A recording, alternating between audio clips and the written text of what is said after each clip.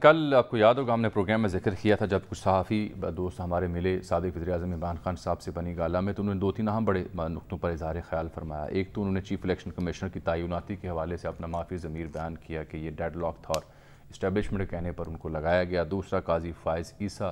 صاحب کا جو ریفرنس تھا اس کو انہوں نے غلطی مانا اپنی اور کہا کہ وزارت قانون نے ریفرنس دیا تو پھر ہم نے ریفرنس کو آگے بڑھایا، یہ بھی ایک غلطی تھی، عدالت سے الجھنا نہیں چاہیے تھا۔ تو اب یہ جو دونوں معاملات ہیں اس میں شامل صاحب چیف الیکشن کمشنر کے معاملے سے پہلے بات شروع کرتے ہیں کہ خان صاحب نے کل کہا کہ اسٹیبلشمنٹ کے کہنے پر لگایا ڈیڈ لاک تھا۔ وہ جو کمیٹی جو اب تو وہ ریفرنس دائر کرنا چاہتے ہیں نا ان کے خلاف، دیکھیے ایک طرف تو وہاں فورن فنڈنگ کیس جو ہے اس کی سماعت ہو رہی ہے، جی ہو رہی ہے، اسلام آباد ہائی کورٹ نے کہا ہے کہ 30 دن میں فیصلہ کریں، وہاں بھی ان کے وکیل نے کمیشن چونکہ مکمل نہیں اس پہ اعتراض اٹھا دیا، مگر اس میں کہتے ہیں 3 ارکان ہوں تو پھر کمیشن مکمل ہے، اس کے قواعد یہی کہتے ہیں۔ تو بات یہ ہے کہ وہ فارن فنڈنگ کیس تو 7-8 سال سے چل رہا ہے، اب خان صاحب جو ہے ریفرنس دائر کرنا چاہتے ہیں چیف الیکشن کمشنر پر، تو یہ ظاہر ہے کہ اس کو میلافائڈی قرار دیا جائے گا، اس ریفرنس کی کوئی لیگل حیثیت نہیں ہوگی، کیونکہ اگر کسی شخص کے خلاف مقدمہ چل رہا ہو اور وہ ریفرنس دائر کرے تو اس کی کوئی حیثیت تو نہیں ہوگی۔ دلچسپ ہے صورتحال، لیکن دیکھیے وہ جو ایک کمیٹی تھی سر جس نے چیف الیکشن کمشنر کا انتخاب اور جو ای سی پی کے ممبرز ہیں ان کا انتخاب کرنا تھا مشاورت کے ذریعے، کئی ادوار اس کی ہوتے اس کمیٹی کے جس میں پارلیمنٹیرینز شامل تھے، اس میں اس کمیٹی کے ایک دور کے بعد شیریں مزاری صاحبہ نے کیا کہا تھا اسی موضوع پر، وہ دیکھیے۔ آج ہماری کمیٹی کا 13ویں سٹنگ تھی اور ہمارا فیصلہ بائی کنسنسس ہو گیا ہے تینوں ویکنسیز پہ۔ چیف الیکشن کمشنر سکندر سلطان راجہ صاحب ہوں گے۔ اب شام صاحب کنسنسس کو کیا کہیں گے؟ اتفاق رائے سے اور خود عمران خان صاحب نے بھی ان کے بارے میں بڑے نیک جذبات، جہاں وہ ایک صحافی سے گفتگو کرتے ہوئے سکندر سلطان صاحب کے حوالے سے پرانے الیکشن کمشنر پر برس رہے ہیں، ان پہ برس رہے ہیں اور ابھی کہہ رہے ہیں کہ بہت اچھا ہو گیا، نیک نام لوگ ہیں، نیک نام لوگ ہیں۔ تو یہ جو شیریں مزاری صاحبہ نے کہا کہ 13 دور ہوئے اتفاق رائے کے ساتھ ان کو ہم نے اور دیگر 2 ممبرز کو، یہ تو حقیقت ہے نا، تو پھر یہ کہنا کہ وہ ڈیڈ لاک تھا اسٹیبلشمنٹ۔ دیکھیں اب یہ تو عمران خان صاحب جو بھی چاہیں کہہ سکتے ہیں، اور جو اب دیکھیے قاضی فائز عیسیٰ کے معاملے میں تو فروغ نسیم صاحب جو ہیں اور ہمارے فواد چودھری الجھ پڑے ہیں، اور فروغ نسیم صاحب نے تو بہت سخت لفظ استعمال کیا ان کے لیے، بکواس کا لفظ استعمال کیا۔ تو اب اب معاملات جو ہیں ان کو سنبھالنے چاہیے۔ اب اس طرح کا اس میں ایک باریک نکتہ بھی تھا نا سر، اگر سارا معاملہ وزارت قانون پر ڈال رہے ہیں تو وزارت قانون تو آپ کے ماتحت تھی، اور وزارت قانون نے ریفرنس کی جو بنیادیں ڈھونڈی وہ بڑی اہم نکتہ ہے، وہ شہزاد اکبر صاحب کی طرف سے asset recover unit, asset recovery unit کے ماتحت تھا وزیر ایسٹ ریکوری یونٹ۔ جی تو بہرحال دیکھیے وزیر اعظم کو ضرور جائزہ لینا چاہیے جو غلطیاں ان سے ہوئی ہیں، لیکن اس طرح اس کا اظہار نہیں ہونا چاہیے کہ مزید غلطیاں جو ہیں ان کا جواز فراہم کر دیا جائے۔ تو یہ سر کوئی بہت بڑا فرق نظر آ رہا ہے خان صاحب کے بیانات میں، ان کے فیصلوں میں، اب غلطیوں کا اعتراف کر کے کیا ثابت کرنا چاہ رہے ہیں؟ پھر توشہ خانہ پہ جو ان کا بیان سامنے توشہ خانہ پہ تو انہوں نے یہ بات تو ہو گئی نا، مان لی کہ تحفے لیے گئے، توشہ خانہ سے خریدے گئے اور پھر بازار میں بیچے گئے، اور عمران خان صاحب نے یہ بات کہی ہے کہ جیسے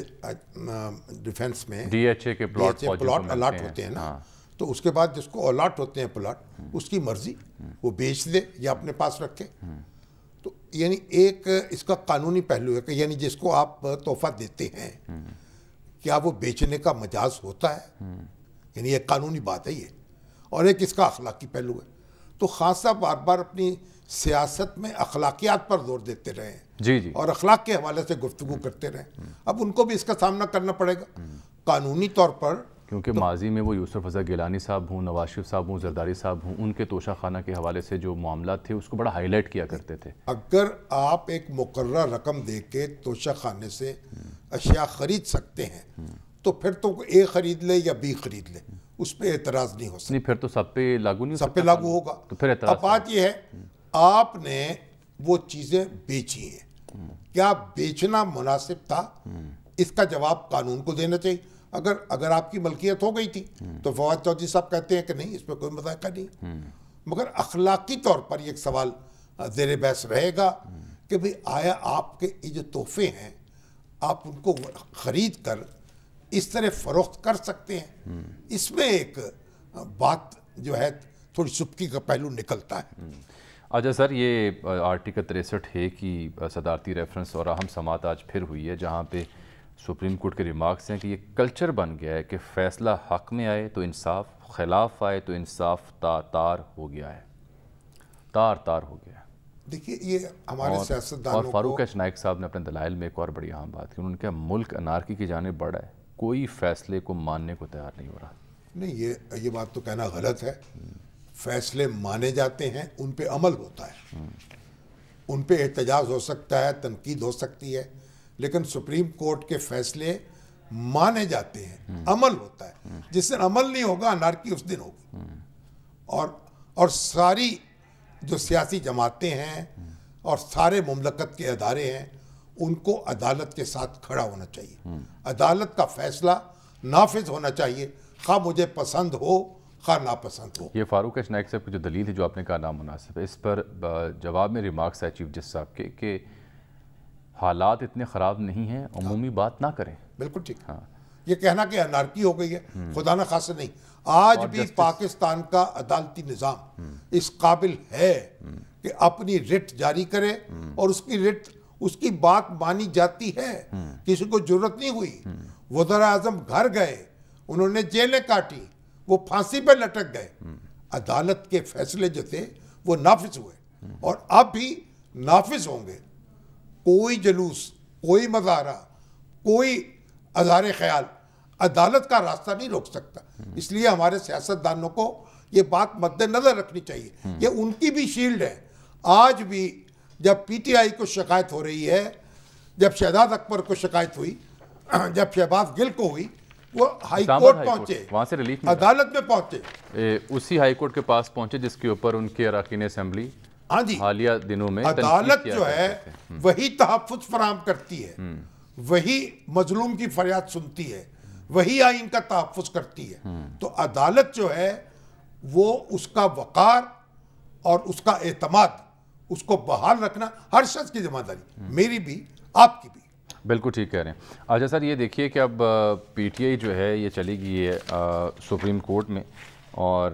جو الیکشن کمیشن کی نئی حلقہ بندی ہے اس کے خلاف درخواست دائر کی، اور آج یاسین اقبال صاحب نے ایک بیان دیا ہے کہ نئی حلقہ بندیاں اور انتخابی اصلاحات عام انتخابات کی راہ میں رکاوٹ ہیں۔ آپ کو یاد ہوگا جب یہ پروسیس شروع ہوا تھا، الیکشن کمیشن ایک تفصیلی پریس ریلیز جاری کی تھی کہ حلقہ بندیوں میں کتنی دیر لگے گی اور اگست تک کا وہ وقت مانگ رہے تھے۔ تو اس کے بعد اب سوال یہ پیدا ہوتا ہے کہ پی ٹی آئی تو مانگ رہی ہے فوری الیکشن، ساتھ چیلنج بھی کر رہی ہے گورنمنٹ بھی، اور الیکشن کمیشن اب کئی معاملات کو وجہ بنا کے کہہ رہے ہیں کہ فوری نہیں ہو سکتے۔ تو کیا باقی ماندہ مدت پوری ہوگی یا پھر کچھ جلد الیکشن کی صورت میں؟ پی ٹی آئی کو حق حاصل ہے، جو بھی اس کو شکایت ہے وہ عدالت میں لے کے جائے اور وہاں سے فیصلہ کرائے۔ اب عدالت مان لے سر آنکھوں پر، اور جو الیکشن کمیشن ہے اس نے اپنا کام کرنا ہے، سپریم کورٹ نے اپنا کام کرنا ہے، سیاسی جماعتوں کو اپنا کام کرنا چاہیے، قانون اور آئین کے دائرے میں رہ کر اپنی سرگرمیاں جاری رکھنی چاہیے۔ خان صاحب کو اپوزیشن لیڈر کے طور پر کام کرنے کا، اپنی بات کہنے کا، اپنی آواز بلند کرنے کا حق حاصل ہے، اور جب ان پر کوئی، ان کے خلاف کوئی غیر قانونی اقدام ہوگا اس پر بھی سزائے احتجاج بلند